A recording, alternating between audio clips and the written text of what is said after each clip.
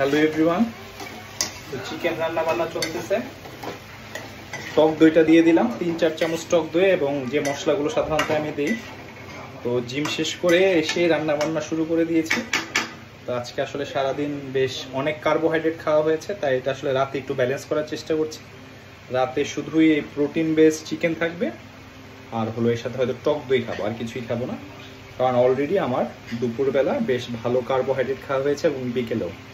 আর আসলে আমাদের বডি যেভাবে কাউন্ট করে আমাদের সারাদিনে 24 ঘন্টায় আমরা কতটুকু ফুড খাচ্ছি, যে ধরেন আমি রাত 11টা পর্যন্ত সকাল থেকে কি পরিমাণ প্রোটিন ইনটেক করলাম, কার্বস ইনটেক করলাম, ফ্যাট ইনটেক করলাম, ভেজিটেবল থেকে কি পরিমাণ ভিটামিনস পেলাম, এগুলো কাউন্ট করে। এইভাবে আমি যদি অতিরিক্ত খাই, সারাদিনে ক্যালোরি বেশি খাই, সেটা আমার ফ্যাট আকারে স্টোর হবে।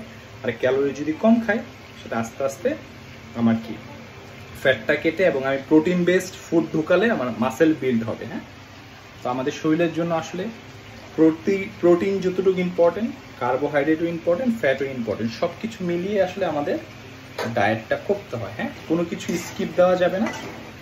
যাদের রাতে কার্বোহাইড্রেটের সমস্যা হয় স্কিপ করবেন, আপনারা দুপুর বা বিকেলের মধ্যে কার্বস খেয়ে ফেলবেন, কোনো সমস্যা নেই। কিন্তু একদমই কার্বস বাদ দিব বা একদমই প্রোটিন বাদ দিব, ফ্যাট বাদ দিব, এটা করা যাবে না। এবং অবশ্যই ট্রাই করবেন যে কোনো কার্বোহাইড্রেটের সাথে একটু পরিমাণ প্রোটিন বেস একটা ফুড রাখতে। হ্যাঁ,